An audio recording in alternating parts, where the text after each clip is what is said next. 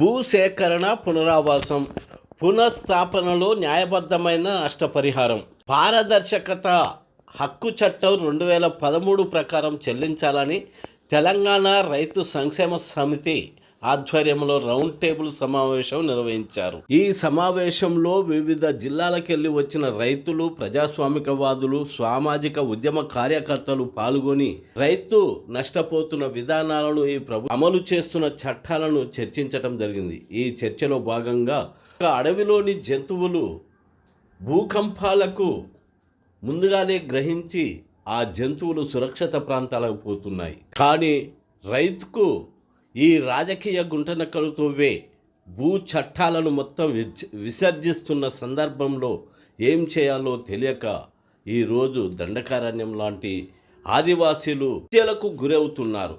ఈ తెలంగాణ పోడు భూముల రైతులకు ఈరోజు ఏ విధమైన న్యాయం జరుగుతుందో చూస్తూనే ఉన్నాము అంటూ రైతులు చర్చించుకోవడం జరిగింది. తెలంగాణ రైతు సంక్షేమ సమితి ఆవిర్భావ అధ్యక్షులు జస్టిస్ చంద్రకుమార్ అభిప్రాయాలను విన్నాము ఈరోజు. ఎందుకంటే ప్రమాదాన్ని గుర్తిస్తలేము. ప్రమాదాన్ని ఇప్పుడు మొన్న కొన్ని ప్రాంతాల్లో భూకంపం వచ్చినప్పుడు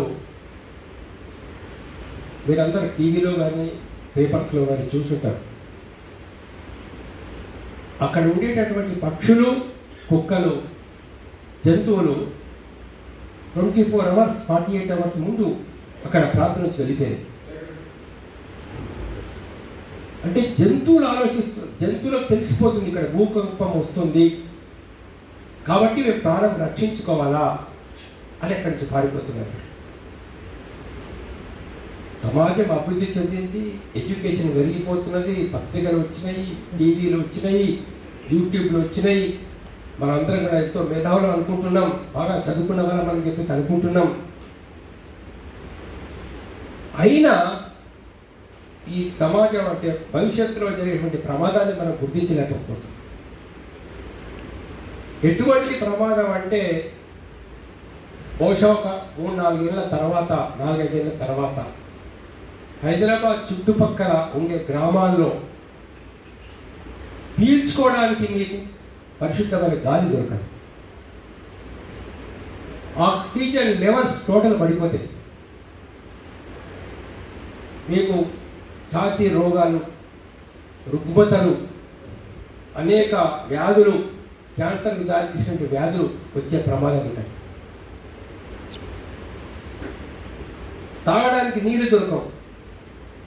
ఎక్కడ బోర్ వేసినా మీకు పచ్చటి నీళ్లు, ఎర్రటి నీళ్ళు వస్తాయి హైదరాబాద్ చుట్టుపక్కల మొత్తం మీద. ఇవాళ మూసీ నది పరివాహక ప్రాంతంలో ఇట్లా పరిస్థితులలో అంతకంటే ఘోరమైనటువంటి పరిస్థితులు ఏర్పడతాయి. ఎల్బీ నగర్లో ఇంతకుముందు సిరీస్ కంపెనీ ఉండే. ఆ సిరీస్ కంపెనీలో ఈ ప్రాంతంలో ఉన్న వాళ్ళకి తెలుసు, అక్కడ 500 మనకు గజాల లోపలికి బోరేసినప్పటికీ కూడా, మీటర్ల బోరేసినప్పటికీ కూడా పచ్చటి నీళ్ళు వచ్చేటి. ఇది ఎంత ప్రమాదకరమైన పరిస్థితి అంటే ప్రకృతిని మొత్తం మనం నాశనం చేసేసేయాలా? ఎవరి కోసం నాశనం చేస్తున్నాం? ఎందుకోసం చేయాలా? దీనివల్ల అభివృద్ధి ఏం జరుగుతుంది? అసలు ఫార్మా కంపెనీస్ అంటే ఏంటిది? మరి ఫార్మా కంపెనీస్ని మనం తెచ్చుకోవాల్సిన అవసరం ఉన్నదా? ఒక్క మాటలో మీకు చెప్పాలంటే, ఇంట్లో ఎవరు చెత్త వేసుకోరు. ఇంట్లో చెత్త బాగా విరిగిపోయిందంటే, ఒక వాడకట్లో చెత్త బాగా విరిగిపోయిందంటే తీసుకెళ్ళి ఊరు బయట వారేస్తాం. ఇంట్లో ఎవరు అంటే చెత్త కుప్ప ఉంచుకోవడానికి ఒప్పుకోరు. ఇవాళ ప్రపంచంలో అభివృద్ధి చెందిన దేశాలు ఏవి కూడా వాళ్ళ దేశాల్లో చెత్త కుప్పని వేసుకోవడానికి రెడీగా లేవు. అమెరికా కావచ్చు, ఇంగ్లాండ్ కావచ్చు, వేరే ఏ దేశమైనా కానీ developed countries they are not incline for excepting for establishment of pharma companies. ఎందుకు? వాళ్ళ భవిష్యత్తు వాళ్ళకి కావాలి, వాళ్ళ పిల్లల భవిష్యత్తు వాళ్ళకి కావాలి. కానీ మన మూర్ఖుల పరిస్థితి ఎట్లా ఉందంటే, ఆ ఫార్మా కంపెనీని తీసుకొచ్చి హైదరాబాద్ చుట్టుపక్కల పెట్టాలని చాలా సంవత్సరాల నుంచి ఒక తీవ్రమైన ప్రయత్నం జరుగుతున్నది. ఇప్పుడు ఒక సంవత్సరం నుంచి ఆ కార్యక్రమం ఎక్కువ అయిపోయింది. ఇది ప్రమాదం. దీనిలో రెండో కోణం నుంచి కనుక మనం ఆలోచించి చూసినట్లయితే రెండో కోణంలో జరిగేది ఏంటిది? రైతు దగ్గరికి భూమి తీసుకుంటున్నారు, ల్యాండ్ ఎక్విజిషన్ అంటున్నారు. ల్యాండ్ ఒక కంపెనీ వస్తే రాష్ట్రానికి పెట్టుబడులు వస్తాయి, పెట్టుబడులు వస్తే ఉద్యోగాలు వస్తాయి. ఎంతమందికి వస్తాయి ఉద్యోగాలు? ఒక 500 మందికో 1000 మందికో ఉద్యోగాలు వస్తే రావచ్చు. అది కూడా ఫార్మా కంపెనీలో పనిచేసే ఉద్యోగాలు వస్తాయి, రావచ్చు. పెట్టుబడులు వస్తున్నాయి. పెట్టుబడులు వస్తే ఏం లాభం జరుగుతుంది? ఎవరికి లాభం జరుగుతుంది అని మనం ఆలోచిస్తే మల్టీనేషనల్ కంపెనీలు, కార్పొరేట్ కంపెనీలు నడిపేటటువంటి వాళ్ళు, అదానీ లాంటి వాళ్ళు, అంబానీ లాంటి వాళ్ళు, లేకపోతే ఇక్కడ మనకు రెడ్డి ఉన్నాడు, ఆయన కంపెనీ డాక్టర్, కొన్ని కంపెనీస్ వాళ్ళ కుటుంబాలు బాగుపడతాయి. ప్రపంచం మొత్తంలో 2 రంగాల్లో ఉన్న దోపిడీ 3 రంగాలు దాకా చెప్పుకోవచ్చు. ఒకటి రక్షణ రంగం అండి, అంటే ఆయుధాలు అమ్మడం కొనుగోలు. ఆయుధాలు అమ్మడం కొనుగోలులో ప్రపంచంలో నంబర్ 1 వ్యాపారం కూడా జరుగుతుంది. మన గాజాలో ఇంకా ఎందుకు శాంతి జరుగుతలేదు? బాంబులు ఎందుకు పడుతున్నాయి? లేదా రేపు తెల్లారి ఇరాన్కు అమెరికాకు మధ్య ఎందుకు ఘర్షణ వస్తుంది?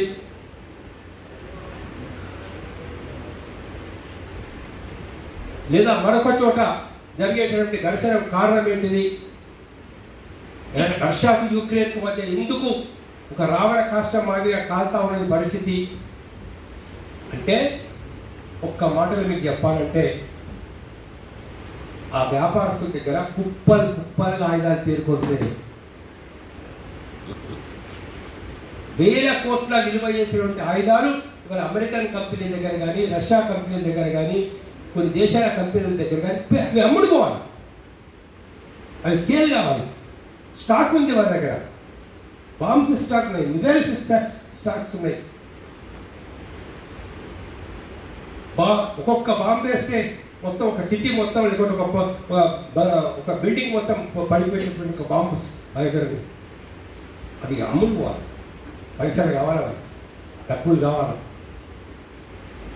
కావాలంటే అక్కడ పెట్రోల్ పోయాలా? పెట్రోల్ పోస్తే అది కాలుతూ ఉండాలా? ఏంటిది? పాకిస్తాన్ చూసినావా? మన మీద దాడి చేయొచ్చు కాబట్టి మేము 50,000 కోట్ల ఆయుధాలు కొంటున్నాం, 60,000 కోట్ల ఆయుధాలు కొంటున్నాం. చైనా దాడి చేయొచ్చు రక్తదాడి కాబట్టి మేము కొంటున్నాం. అదాని ఎక్కడ పెట్టుబడులు పెడతాడు, అంబానీ ఎక్కడ పెట్టుబడులు పెడతాడు. జరిగేటువంటి దోపిడీ జరుగుతూ ఉంటుంది. వ్యాపార లావాదేవీలకు వచ్చేసరికి ఏం జరగాలో జరుగుతూ ఉంది. ఇట్లా అందుకని ఏంటంటే ఇక్కడ ముఖ్యంగా మనం ఆలోచించాల్సిన విషయం ఏంటంటే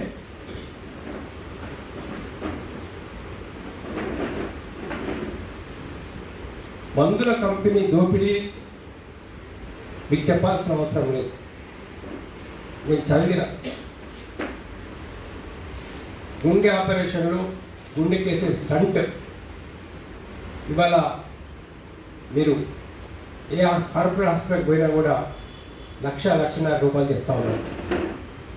మీరు అసలు ఖరీదు మనం అమెరికాలో కానీ వేరే దేశాలకు పోతే 10,000 కూడా ఉండదు. 10,000 కూడా ఉండదు. జస్ట్ 10,000 రూపీస్లో దొరుకుతుంది. ఒక్కొక్క ఇంజెక్షన్, ఒక్కొక్క మందు అసలు రేట్ ఎంత? ఇవాళ మనకి ఏ రేటుకు మీరు కార్పొరేట్ కంపెనీలు వాళ్ళు కార్పొరేట్ దవాఖానా వాళ్ళు ఇస్తున్నారు. తలనొప్పి పోయిందనుకో, మీకు ఇక్కడ స్టమక్లో స్కానింగ్ చేయించుకోవాలి. ఎందుకైనా మంచి చేయించుకోవాలి స్కానింగ్. స్టమక్ స్కానింగ్ చేసినాం, సరిపోదండి పేరు కూడా స్కానింగ్ చేయించుకోను, ఇంకేమైనా ఉండిండొచ్చు అక్కడ. వాడు పోతే హాస్పిటల్కి పోతే కూడా ఇల్లు గుళ్ళ కావాల్సిందే. ఏదో ఇన్సూరెన్స్ లేకపోతే, లేకపోతే మరొకటి లేకపోతే ఆ కుటుంబం సర్వనాశనం అయిపోవాల్సిందే. లాస్ట్కి అయితే ఇప్పుడు చూస్తుంటే ఆ పేషెంట్ చనిపోయిన తర్వాత కూడా వాడిని వెంటిలేటర్ మీద పెట్టేసి ఇవాళ డబ్బులు వసూలు చేసే పరిస్థితిలో మనం ఉన్నాం చాలా చోట్ల. ఫ్యామిలీ ప్లానింగ్ కాదు, ఏది డెలివరీ ఆపరేషన్స్ అయితే, ప్రెగ్నెంట్ ఉమెన్కి జరిగే ఆపరేషన్లు అయితే అనేక సర్వే రిపోర్ట్ల ప్రకారంగా 80% ఆపరేషన్లు అసలు అవసరమే లేదు, కేవలం డబ్బుల కోసం చేసే పరిస్థితి, కేవలం డబ్బుల కోసం. ఈ మందుల మాఫియాలను మందులు కావాలి, మెడిసిన్స్ కావాలి. యాక్చువల్గా ఇంకా కరెక్ట్గా చెప్పాలంటే ఇప్పుడు మేడం చెప్పినట్లు యూత్ కూడా మిగతా అందరు కూడా మాకు సజెషన్ కూడా భవిష్యత్తులో కదా, ఎక్సర్సైజ్ చేయండి, వాకింగ్ చేయండి, మంచి గాలి పీల్చుకోండి, యోగా చేయండి, మెడిటేషన్ చేయండి, లేకపోతే మంచి ఆహారం తీసుకునే ప్రయత్నం చేయండి. కానీ 99% చిన్న దానికి కార్పొరేట్ హాస్పిటల్ కానీ వాళ్ళకి పోకుండా ఉంటేనే బెస్ట్ అనేది మా యొక్క అభిప్రాయం. వీలైనంత వరకు అవాయిడ్ చేసే ప్రయత్నం చేయాలి, వీలైనంత వరకు. నేను చాలా గమనించాను, బాలసుబ్రహ్మణ్యం కనుక హాస్పిటల్లో ఒక 2-3 నెలలు అడ్మిట్ కాకపోయి ఉంటే బతికేవాడు. యాక్చువల్గా ఏసీ రూమ్లో పెట్టి కాళ్ళు చెదర పెట్టుకొని ఇక్కడ వైర్లు పెట్టి, ఇక్కడ వైర్లు పెట్టి, తలకాయ వైర్లు పెట్టి, మరి కాలు తగ్గది, చేతులు తగ్గది, బెడ్ మీద ఉంటాడు. 3 నెలలు బెడ్ మీద ఉంటే బ్లడ్ సర్క్యులేషన్ ఎట్లా అవుతుంది, మనిషి గుండె ఎక్కడ స్ట్రాంగ్ అవుతుంది, అలా వేసి 2 కిలోమీటర్లు పరిగెత్తును, ఆటోమేటిక్గా ఆరోగ్యం బాగుపడుతుంది. కాబట్టి అవుతుందో ఇవాళ ఒక మందుల మాఫియా ఈ దేశంలో మనం పనిచేస్తుంది. ఆయుధాల మాఫియా ఇంటర్నేషనల్ ఎట్లా పనిచేస్తుందో మందుల మాఫియా ఇంటర్నేషనల్ ఎట్లా పనిచేస్తుంది. ఆ మందుల మాఫియాకు ఇవాళ మనోళ్ళు కార్పొరేట్స్ వేసి పిలుస్తున్నారు. వాడు వచ్చి ఇక్కడ ఇండస్ట్రీ పెడతాడు. ఇందాక నేను చెప్పినట్లు వాతావరణం మొత్తం కాలుష్యం అయిపోతుంది, భూగర్భ జలాలు మొత్తం కాలుష్యం అయిపోతాయి. మన పిల్లల భవిష్యత్తు ఏమవుతుంది, మన భవిష్యత్తు ఏమైపోతుంది అనేది మనం ఆలోచించాల్సిన అవసరం ఉంది. రెండో కోణం ఏంటంటే భూమి తీసుకుంటున్న ఒక రైతు దగ్గర ఉదాహరణకు 3 ఎకరాల భూమి ఉంది, భూమి తీసుకుంటుంది ప్రభుత్వం. ఏమంటే ప్రజా ప్రయోజనాల కోసం అంటుంది. ఇది ప్రజా ప్రయోజనాల కోసమా, వ్యాపారస్తుల కార్పొరేట్ల ప్రయోజనాల కోసమా అనేది ఆలోచించాలి. కేవలం వ్యాపారస్తుల కార్పొరేట్ కంపెనీల ప్రయోజనాల కోసం తప్పించి ఇది ఎంత మాత్రం ప్రజల ప్రయోజనాల కోసం కాదు అనేది స్పష్టం. ఇక రెండవ రకమైన దోపిడీ ఏంటిది, భూమి తీసుకుంటున్నావు, 3 ఎకరాల భూమి ఉంది రైతు దగ్గర, ఎకరాకి ఎంత ఇస్తావు నువ్వు, మ్యాక్సిమం 20 లక్షలు ఇస్తావు, లేదు 22 లక్షలు ఇస్తావు. ఇవాళ మార్కెట్లో భూమి రేట్ ఏమున్నది, కొన్ని చోట్ల 80 లక్షలు, 60 లక్షలు, 80 లక్షలు, కోటి రూపాయలు, 1 crore రూపీ కూడా కొన్ని చోట్ల వస్తుంది. అలాంటి భూమికి ఇవాళ 20 లక్షలు ఇస్తాను, 3 ఎకరాలకు 60 లక్షలు ఇస్తే ఆ రైతు ఇంకో చోట భూమి కొనుక్కోలేడు, ఎట్టి పసులు కొనుక్కోలేడు, ఆ కుటుంబం రోడ్డు మీద పడుతుంది. ఇది 2013లో ఉన్నటువంటి భూసేకరణ చట్టం ఏమని చెప్తున్నది, ఇందాక మేడం చెప్పినట్లు, మనకు మల్లేశ్వరుడు చెప్పినట్లు 80% ప్రైవేట్ కంపెనీల కోసం భూమిని తీసుకునేది ఉంటే 80% మంది రైతులు, భూమి కోల్పోయే రైతులు ఒప్పుకోవాలి కంపల్సరీ. ప్రైవేట్ అండ్ గవర్నమెంట్ పొత్తులో కనుక చేసేదైతే 70% మంది రైతులు ఒప్పుకోవాలా. మరే భూమి ఎక్కడ భూమి అందుబాటులో లేనప్పుడు మాత్రమే ఈ భూమి తీసుకోవాలా. పనికిరాకు భూములు కానీ, బంజరు భూములు కానీ, ఇంకో వేరే భూములు కానీ, 2 పంటల వంటి భూములు తీసుకోవద్దు. చాలా కండిషన్స్ ఉన్నాయి. 2013 చట్టం మీకు ఇచ్చిన కరపత్రంలో మేము చేసినాం. మిగతా వాళ్ళు మనకు అందరికీ కూడా కరపత్రాలు డిస్ట్రిబ్యూషన్ చేసే ప్రయత్నం చేయండి. ప్రభు వాళ్ళని చూసి మిగతా వాళ్ళకు కూడా రాని వాళ్ళకు కరపత్రాలు ఇచ్చేసేయండి. అందుకని 2013 చట్టం 2013 చట్టం ఇచ్చేటువంటి మొత్తం రక్షణలన్నీ కూడా గతంలో ఉన్న కేసీఆర్ ప్రభుత్వం ఆ రక్షణలు మొత్తం తీసేసింది. ప్రజాభిప్రాయ సేకరణ వద్దన్నది, 80% 70% ప్రజలు ఒప్పుకోవాల్సిన అవసరం లేదన్నది, ఇట్లా తీసేశారు రక్షణ. ఇవాళ వీళ్ళేమన్నారు, ఇప్పుడు అధికారం వచ్చిన రేవంత్ రెడ్డి గారు కాంగ్రెస్ వాళ్ళు ఏమన్నారంటే మేము 2013 చట్టంలో ఉన్న రక్షణను కొనసాగిస్తామని చెప్పి అనవసరంగా మేము భూములు తీసుకుంటే ఆ భూములు మీకు తిరిగి రైతులకు ఇచ్చేస్తామని చెప్పినారు. దాన్ని వల్ల వీళ్ళు ఫాలో కావడం లేదు. ఇప్పుడు ఎంత దుర్మార్గం అంటే యూనివర్సిటీకి, సెంట్రల్ యూనివర్సిటీకి ఇచ్చినటువంటి 400 ఎకరాల భూమి కూడా తీసుకోవాలని చెప్పి ప్రయత్నం చేస్తారు. సాకేం అని చెప్తున్నారు, ఈ సెంట్రల్ యూనివర్సిటీ భూములు ఎత్తుందో మేము ఎప్పుడో దానికి ఒక 380 ఎకరాలు వేరే దగ్గర ఇచ్చినాం. ఊరి పేరు అయిపోయి బాచునపల్లిలో భూపల్పల్లి దగ్గర 380 ఎకరాల భూమి ఇచ్చినాం కాబట్టి 400 ఎకరాలు తీసుకుంటున్నాం. యూనివర్సిటీ భూమి తీసుకోవడానికి ఒక ప్రొసీజర్ ఉన్నది. యూనివర్సిటీ భూమి ప్రొసీజర్ అంటే యూనివర్సిటీకి ఒక గవర్నింగ్ కౌన్సిల్ ఉంటుంది. గవర్నింగ్ కౌన్సిల్ మీటింగ్ కావాలి. ఆ గవర్నింగ్ కౌన్సిల్ మీటింగ్లో వాళ్ళు తీర్మానం చేయాలి. చేసిన తర్వాత ఈ భూముల్ని ప్రభుత్వానికి ఇస్తున్నట్లు, ప్రభుత్వం ఇచ్చే భూములను తీసుకున్నట్లు ఒక రిజిస్టర్డ్ డాక్యుమెంట్ ఉండాలి. మీకు రిజిస్టర్డ్ డాక్యుమెంట్ లేదు, ఏమీ లేదు. ఆ భూములు యూనివర్సిటీ పేరు మీద బదిలీ అయినట్లు ఏం రికార్డ్స్ ఉన్నాయో తెలియదు. కానీ వీళ్ళు మటుకు ఈ 400 ఎకరాలు ఎంత దుర్మార్గం అంటే చంద్రబాబు నాయుడు చేసినటువంటిది దుర్మార్గం ఖచ్చితంగా నేను చెప్తున్నాను. ఏదంటే వ్యాపారస్తులకు లాభం చేయదు. అతని స్నేహితుడు ఎవరు, పేరు బిల్లీరావు, వాడు ఒక కంపెనీ పెట్టాడంటే బిల్లీరావు. ఆ కంపెనీ వాడికి 400 ఎకరాల భూమి, యూనివర్సిటీ భూమిని ఎక్కడ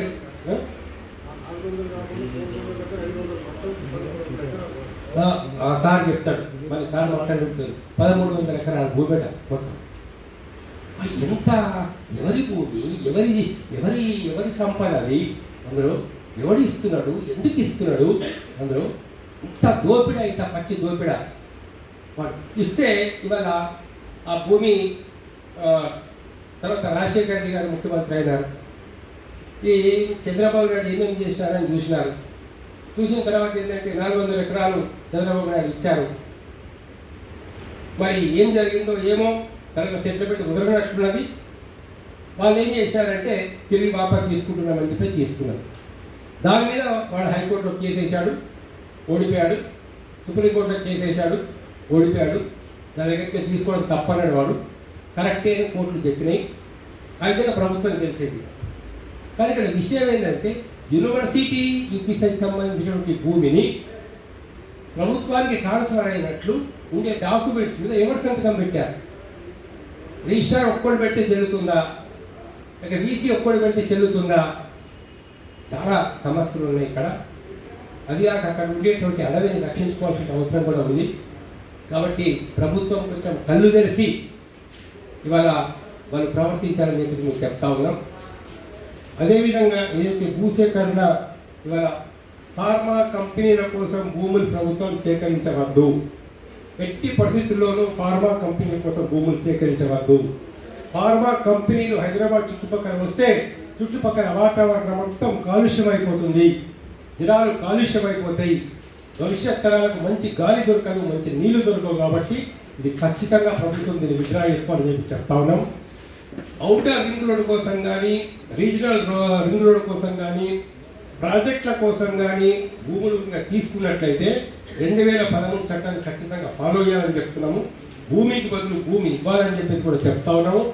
ఒక రక్షణ అనేటువంటి రైతులకు కల్పించాలని చెప్పేసి మేము కోరుతా ఉన్నాం. దీనికి మా యొక్క రిక్వెస్ట్ ఏంటంటే, ఇక్కడ సమావేశం అయిపోయిన తర్వాత ఏ ప్రాంతాలకు వెళ్ళి రైతులు వచ్చినారో, ఎక్కడి నుంచి అయితే మన కార్యకర్తలు యూత్ వచ్చినారో, ఈ అన్ని గ్రామాలు తిరగాల మేడం. మొత్తం అన్ని గ్రామాలు ఎక్కడెక్కడైతే ఎఫెక్ట్ అవుతున్నాయో, ఎక్కడెక్కడైతే ఫార్మా కంపెనీలు వస్తున్నాయో, ఎక్కడెక్కడైతే ఇంతకుముందు గతంలో ప్రభుత్వం భూములు తీసుకొని మళ్ళా మన కాంపెన్సేషన్ కూడా ఇవ్వకుండా ఇప్పుడు మళ్ళీ ఖాళీ చేయించాలని ప్రయత్నాలు చేస్తున్నారో అవన్నీ ప్రాంతాల్లో తిరగాలి. ముఖ్యంగా మన వాళ్ళు ఇందాక చెప్పినట్లు అది ఆరేగూడ విలేజ్లో ఇంతకుముందు వచ్చినటువంటి ఫార్మా కంపెనీ దగ్గర మొత్తం వాతావరణం కాలుష్యం అయిపోయింది, భూగర్భ జలాలు కాలుష్యం అయిపోతుందని చెప్పేసి మన వాళ్ళు చెప్పినారు. అక్కడ మీరందరూ కూడా ఆలోచించి ఆ గ్రామంలో ఒక నిరాహార దీక్ష క్యాంపు ఏర్పాటు చేయడము, లేకపోతే అక్కడ ఒక పాదయాత్ర లాంటి ఒక కార్యక్రమం ఏర్పాటు చేయడము చేయాలని చెప్పి కోరుతా ఉన్నాను. మనకు మల్లేషు, నరసింహ, ప్రభు వీళ్ళందరూ కూడా కూర్చొని, సరస్వతి మేడం మిగతా వాళ్ళతో ఆలోచించి, ఇంద్రసేన వీళ్ళందరూ కూడా ఎక్కడ ఎలాంటి కార్యక్రమం అక్కడ చేయాలా అనేది మీరు డిసైడ్ చేయండి. ఆ ప్రాంతం కూడా తీసుకొని అక్కడ ఏదో ఒక కార్యక్రమం మటుకు మనం చేయాలి. నిరాహార దీక్ష చేస్తారా? ఎందుకంటే ఎండలు బాగున్నాయి కాబట్టి పాదయాత్రకు కొంచెం ఇబ్బంది కావచ్చు, కాబట్టి నిరాహార దీక్ష చేయండి. దానిలో అందరిని పిలవండి, నేను కూడా వచ్చి ఇక్కడ పాల్గొంటాను, మిగతా వాళ్ళు కూడా పాల్గొంటారు. దాని లోపల పెద్ద ఎత్తున అక్కడ వీరంతా జన సమీకరణ చేసి ప్రభుత్వానికి ఒక గట్టిగా మనం ఆన్సర్ చెప్పేసిన విధంగా అక్కడ కార్యక్రమం ఏర్పాటు చేయాలని చెప్పేసి కోరుతా ఉన్నాము. ఇక్కడ చాలామంది మనకు వచ్చున్నారు, మీ అందరికీ కూడా ధన్యవాదాలు. నేను ఇప్పుడు మన మిత్రులు ప్రొఫెసర్ వినాయక్ రెడ్డి గారిని మాట్లాడవలసిందిగా కోరుతాను. మీరు మాట్లాడతారా?